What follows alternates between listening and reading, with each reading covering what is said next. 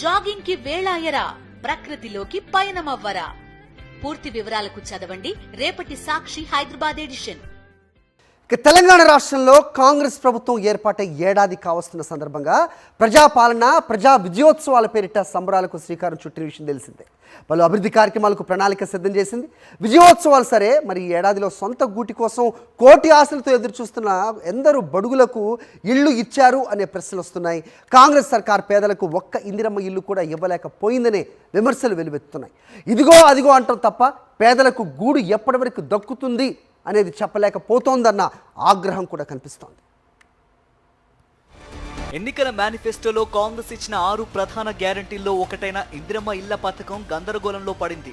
రాష్ట్రంలో కాంగ్రెస్ సర్కారు పాలనకు ఏడాది దగ్గర పడి విజయోత్సవాలు ప్రారంభమైన రాష్ట్ర ప్రభుత్వ పెద్దల నుంచి అదిగో ఇదిగో అంటూ ప్రకటనలు వెలువడిన ఇందిరమ్మ ఇళ్ల పథకం మాత్రం ఒక్క అడుగు కూడా ముందుకు పడలేదు. సుమారు నెల రోజుల క్రితం దీపావళి కానుకగా ఇందిరమ్మ ఇళ్ల మంజూరు ఉంటుందంటూ ప్రకటనలు వచ్చాయి.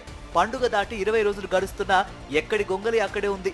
రాష్ట్రంలోని ప్రతి నియోజకవర్గంలో 3,500 ఇళ్ల చొప్పున రాష్ట్ర వ్యాప్తంగా 4,16,500 ఇళ్లను ఈ ఏడాది నిర్మించనున్నట్టు రాష్ట్ర ప్రభుత్వం గతంలో పేర్కొంది.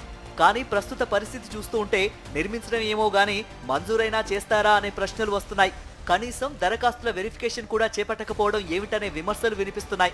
ఒక్క ఇల్లు కూడా పూర్తి కాకుండానే కాంగ్రెస్ సర్కారు తొలి ఏడాది కరిగిపోవటం ఖాయంగా కనిపిస్తోందన్న అభిప్రాయం వ్యక్తమవుతోంది. హడావిడిగా దరఖాస్తులు స్వీకరించిన కాంగ్రెస్ 6 గ్యారంటీల్లో ఇందిరమ్మ ఇళ్ల పథకాన్ని ప్రతిష్టాత్మకంగా ప్రకటించింది. ప్రభుత్వం కొలువుదీరిన వెంటనే గతేడాది డిసెంబర్, జనవరిలో ప్రజాపాలన పేరిట ప్రజల నుంచి దరఖాస్తులు స్వీకరించింది. అందులో ఇందిరమ్మ ఇళ్ల కోసం 80 లక్షల దరఖాస్తులు అందాయి. దీనిలో రేషన్ కార్డు లేని 30 లక్షల దరఖాస్తులను పక్కన పెట్టిన అధికారులు మిగతా 50 లక్షల దరఖాస్తులను స్క్రూటినీ చేయాలని నిర్ణయించారు. కానీ ప్రక్రియ ముందుకు కదలలేదు. ఏడాది అవుతూ ఉండడంతో దరఖాస్తులు దుమ్ము కొట్టుకుపోతున్నాయి. పేదల ఇళ్ల పథకం అమల్లో కేంద్ర ప్రభుత్వం మార్గదర్శకాలను తప్పక పాటించాలని, లేకుంటే ప్రధానమంత్రి ఆవాస్ యోజన కింద నిధులను ఇవ్వబోమని కేంద్రం ఇప్పటికే స్పష్టం చేసింది. గత ప్రభుత్వ హయాంలో డబుల్ బెడ్రూమ్ ఇళ్ల పథకంలో మార్గదర్శకాలను పాటించకపోవడంతో ఆవాస్ యోజన నిధులను విడుదల చేయలేదు. ఈ క్రమంలో కేంద్ర నిధులను రాబట్టాలని, మార్గదర్శకాలను పాటించాలని కాంగ్రెస్ సర్కారు ప్రాథమికంగా నిర్ణయించింది. దీంతో కేంద్రం రూపొందించిన యాప్ ఆధారంగా ఇందిరమ్మ ఇళ్ల పథకం లబ్ధిదారుల ఎంపిక జరగాల్సి ఉంటుంది. అందిన ప్రతి దరఖాస్తుకు సంబంధించి వారి ఇళ్లకు వెళ్లి వివరాలను యాప్లో నమోదు చేయాలి. అలా 50 లక్షల దరఖాస్తులను వెరిఫై చేసే బాధ్యతను సుమారు 13,000 మంది గ్రామ కార్యదర్శులకు అప్పగించారు. ఇంకా ఆ ప్రక్రియ మొదలే కాలేదు. మొదలైనా దాదాపు 2.5 నెలల సమయం పడుతుందని అంచనా. అంటే వచ్చే ఫిబ్రవరికి గానీ అర్హుల జాబితా సిద్ధం కాదు.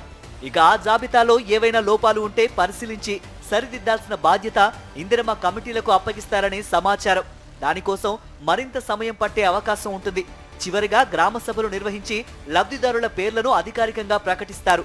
వెరసి ప్రస్తుత ఆర్థిక సంవత్సరం ముగిసే సమయానికి గానీ ఇందిరమ్మ ఇళ్ల పథకం పట్టాలెక్కడం కష్టమేనని అభిప్రాయం వ్యక్తమవుతోంది.